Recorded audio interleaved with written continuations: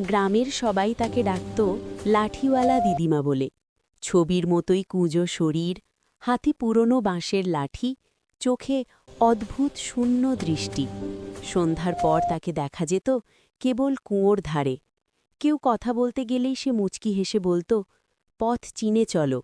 এক রাতে ফিরোজ স্কুল থেকে দেরি করে ফিরছিল।